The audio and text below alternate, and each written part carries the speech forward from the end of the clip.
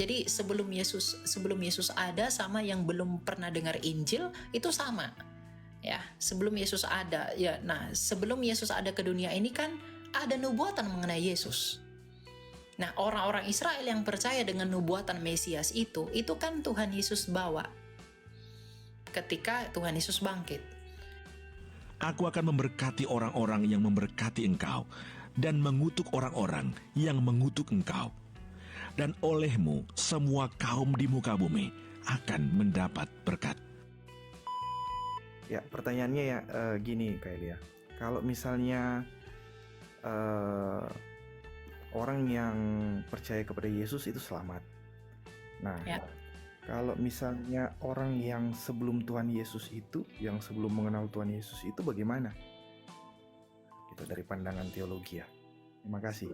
Sebelum mengenal Yesus atau bagi mereka yang tidak mendengar Yesus? Atau sebelum Yesus mati? Atau gimana? Ada kan kalau orang yang mendengarkan firman Tuhan atau yang mengenal Tuhan Yesus, kemudian tidak mengikuti ajaran Tuhan Yesus, seperti tidak selamat. Ya, Tapi betul. tidak semua manusia di bumi ini yang mengalami atau mendengarkan panggilan untuk ke jalan keselamatan, yaitu Tuhan Yesus. Nah, itu yang pertama. Dalam kondisi saat ini. Bahasanya itu masih ambigu, Pak. Maksudnya Bapak bertanya keselamatan orang yang mengalami itu beda. Mengalami dan mendengar itu beda. Jadi Bapak mau tanya keselamatan orang yang mengalami meskipun sudah dengar, belum mengalami meskipun sudah dengar, atau yang sama sekali tidak pernah mendengar? Yang sama sekali tidak sama sekali tidak pernah mendengar. Yang itu yang pertama. Kemudian bagaimana dengan keadaan yang orang-orang yang sebelum ada Tuhan Yesus? Jadi mungkin orang-orang di 2000 tahun yang lalu sebelum Tuhan Yesus ada gitu. Ya, sebelum Tuhan Yesus ada, oke. Dan orang-orang yang tidak pernah mendengar Yesus, ya itu sinonim ya. Sebelum Tuhan Yesus itu ada dalam pengertian menjadi manusia ya. Bagaimana nasib mereka?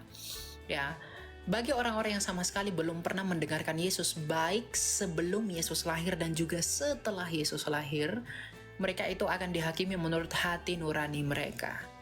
Ya, di dalam Roma 2 ayat 11 sampai 16, hukum Taurat itu Tuhan tanamkan di dalam hati nurani setiap manusia, baik dia di pedalaman, baik dia di kota atau dimanapun. Jadi ada hati nurani yang menjadi dasar penghakiman mereka nanti, karena Tuhan Yesus selain dia adalah firman yang menjadi daging yang menebus manusia dari dosa, tapi dia adalah firman yang melakukan penghakiman atas apa yang menjadi dasar penghakiman di dalam hati nurani manusia. Ya, jadi manusia yang orang-orang yang sama sekali belum pernah dengarkan Yesus, bagaimana dia akan diselamatkan? Ya, dia akan dihakimi menurut hati nuraninya. Ya, kalau dia melakukan apa yang dilarang hati nuraninya, dia akan dihukum. Tapi kalau dia melakukan apa yang dituntut hati nuraninya, itu akan diperhitungkan sebagai upah di hadapannya oleh Kristus. Ya kan, dalam Roma 2 ayat 16 dikatakan bahwa hal itu akan tampak pada hari bila mana Allah melalui Kristus Yesus akan menghakimi yang tidak kelihatan dan yang kelihatan. Gitu ya. Dan itu udah menjawab sebenarnya semua ya. Jadi sebelum Yesus ada sama yang belum pernah dengar Injil itu sama. Ya, sebelum Yesus ada ya. Nah, sebelum Yesus ada ke dunia ini kan ada nubuatan mengenai Yesus. Nah, orang-orang Israel yang percaya dengan nubuatan Mesias itu kan Tuhan Yesus bawa ketika Tuhan Yesus bangkit.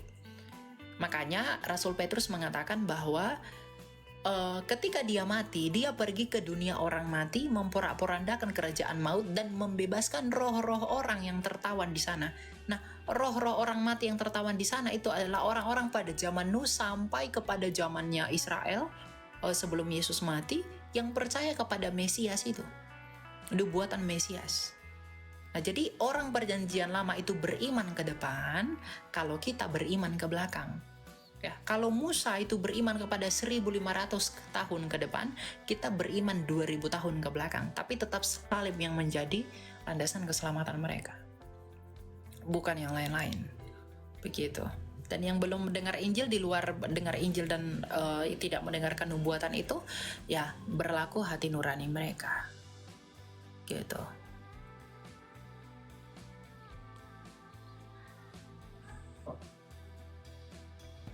Makasih, Tuhan berkati. Ya.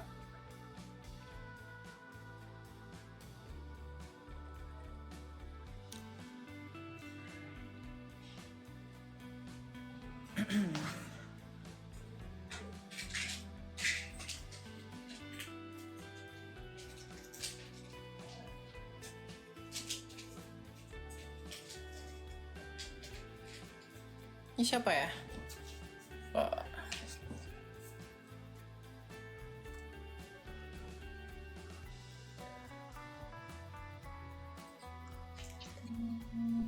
Silakan Nio 30.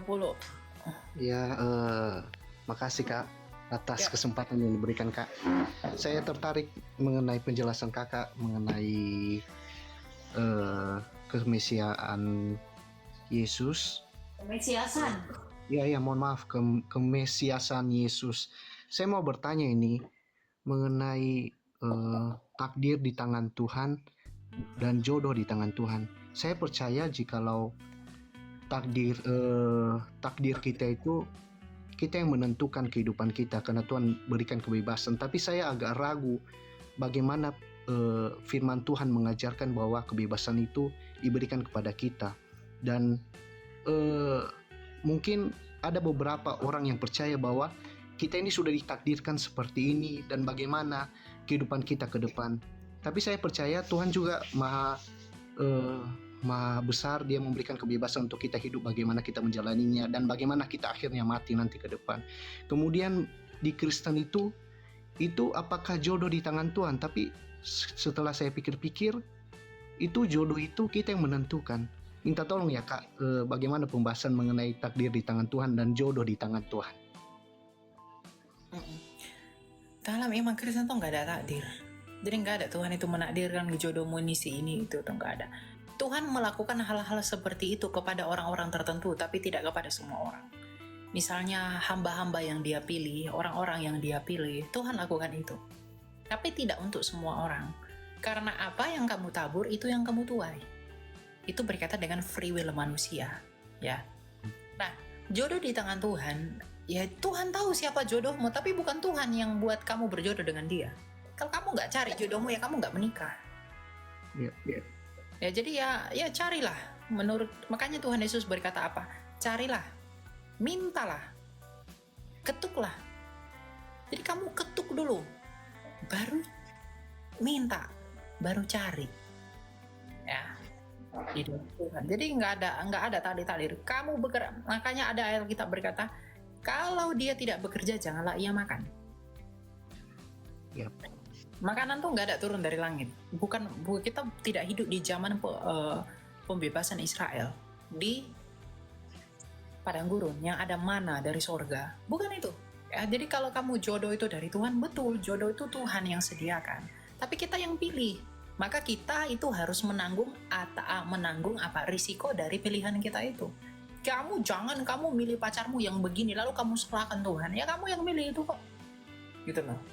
Jadi takdir dalam Kristen nggak ada. Pengetahuan Tuhan tidak pernah menjadi dasar penetapannya. Ya, kronos manusia itu bisa ditembus oleh kairosnya Allah. Waktu Tuhan itu bisa menembus waktu manusia, itu betul. Tapi itu dia melakukannya pada orang-orang tertentu saja, tidak kepada semua orang. Gitu. Ya. Ya, makasih Kak, cukup jelas. Berarti di Kristen memang tidak ada takdir, kita yang menentukan kehidupan kita ada. Ya, dan juga jodoh kita yang mencari. Ya dicari lah, nggak ada yang datang sendiri kok. Oke, makasih ya Kak, Tuhan memberkati. Oke, ya Tuhan memberkati ya. Kita lanjut ya teman-teman.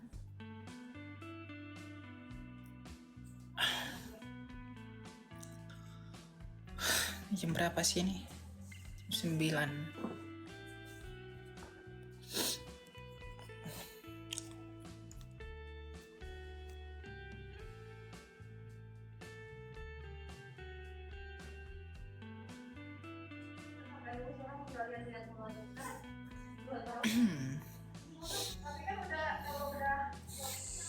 Ya, silakan. Siapa nih? Jigo.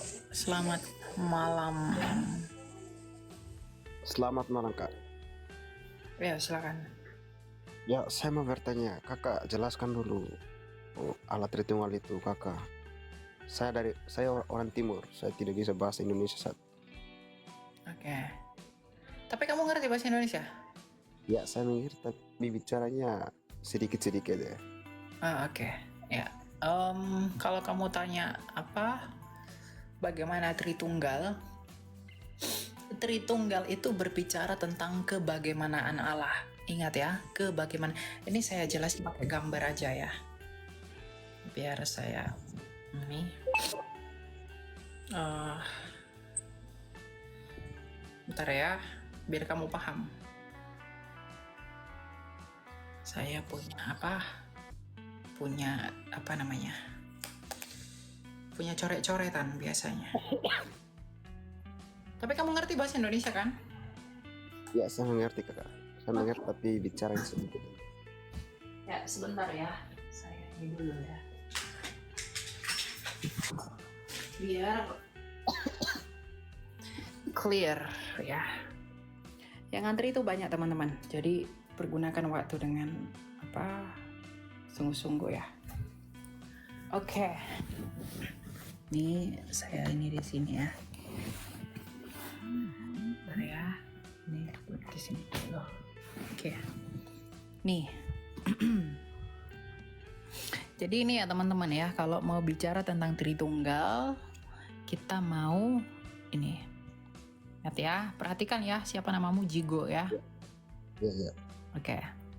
Alat Tritunggal. Alat Tritunggal itu berasal dari kata Trinitas ya. Nah, Trinitas itu berasal dari dua akar kata, yaitu tri dan unitas. Jadi tri itu artinya tiga, unitas itu artinya keesaan.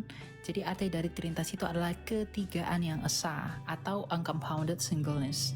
Ya. Berbicara mengenai keesaan yang tidak terdefinisikan ya. Nah, lalu apanya yang tiga, apanya yang esa itu dijelaskan dalam ilustrasi ini ya. Jadi begini. Allah yang esa itu adalah Sang Bapa. Ya, Sang Bapa. Ingat ya, Allah yang esa itu adalah Sang Bapa. Tetapi Sang Bapa ini di dalam dirinya, Sang Bapa ini memiliki firman. Atau dalam Yunani disebut logos. Di mana firman itu adalah daya ciptanya, ilmunya, kecerdasannya. Di mana Sang Bapa ini menjadikan segala sesuatu itu menggunakan firman-Nya ini. Makanya dalam Yohanes 1 ayat 3 dikatakan tidak satu pun yang jadi tanpa firman. Makanya dikatakan berfirmanlah Allah, jadilah terang. Berarti Allah itu yaitu Bapa itu menjadikan terang menggunakan firman-Nya. Ya. Jadi firman ini adalah pikirannya Bapa. Nah, di dalam Bapa selain dia memiliki firman, dia juga memiliki roh. Yang oleh roh itu dia menghidupi segala sesuatu. Itulah Roh Kudus. Ayub 33 ayat 4. Nah, Sang Bapa ini memiliki firman. Nah, firman tadi itu adalah Sang Anak. Sang Anak itu siapa? Yesus Kristus. Ya. Jadi Bapa firman-Nya sendiri yaitu Yesus dan rohnya sendiri itulah Tritunggal. Oh, terima kasih. Jadi Tritunggal itu berbicara tentang kebagaimanaan Allah. Seperti apakah Allah kita yang satu itu? Bagaimanakah dia? Oh, ternyata Allah kita yang satu itu adalah Sang Bapa yang memiliki firman dan roh. Kenapa harus memiliki firman dan roh?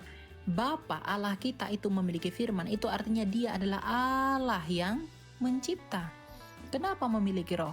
Allah itu memiliki roh, itu tandanya dia adalah Allah yang hidup. Jadi Allah kita itu adalah Allah yang hidup dan Allah yang mencipta. Jadi Allah itu tidak bisa tidak Tritunggal. Allah itu ya harus Tritunggal. Kenapa Allah itu harus Tritunggal? Karena kalau seandainya Bapa ini tanpa firman artinya dia bisu. Kalau Bapa ini tanpa roh artinya dia Allah yang mati. Tapi Allah itu nggak mungkin bisu, Allah itu nggak mungkin mati. Maka dengan begitu Allah itu harus memiliki firman dan harus memiliki roh. Nah, kalau Bapa ini adalah Allah, maka yang di dalam Bapa pastilah Allah. Firman yang di dalam Bapa pastilah Allah. Roh yang di dalam Bapa pastilah Allah, tetapi tidak ada tiga Allah. Sama seperti kamu. Kalau kamu adalah manusia, tubuhmu adalah manusia, maka yang di dalam tubuhmu, firmanmu atau akal budimu dan juga rohmu pasti manusia. Tapi tidak ada 3 manusia, hanya ada 1 manusia. Ya. Nah, sang Bapa ini Ya, itu tidak kelihatan, tidak terhampiri, dan transenden. Nah, sang Bapa yang tidak kelihatan itu, dia menyatakan dirinya melalui apa? Melalui firman-Nya yang jadi manusia ini.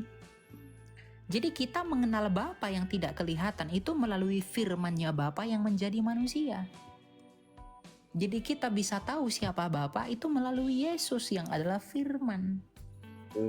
Sama seperti agama lain. Mereka kenal Tuhan mereka dari kitab suci mereka. Kitab suci itu apa? Firman yang jadi buku. Ya. Kalau mereka bisa percaya sama Tuhan mereka dari firman yang jadi buku, maka kita bisa percaya kepada Tuhan kita dari firman yang jadi manusia. ya. Ya, gitu. Jadi sebenarnya Kakak, untuk halo. memahami Tritunggal itu tuh nggak ada kebingungan. Ya, kalau orang-orang bilang kok Halo? firman Allah jadi manusia, jadi iman mereka firman Allah bisa jadi buku. Halo Kailia.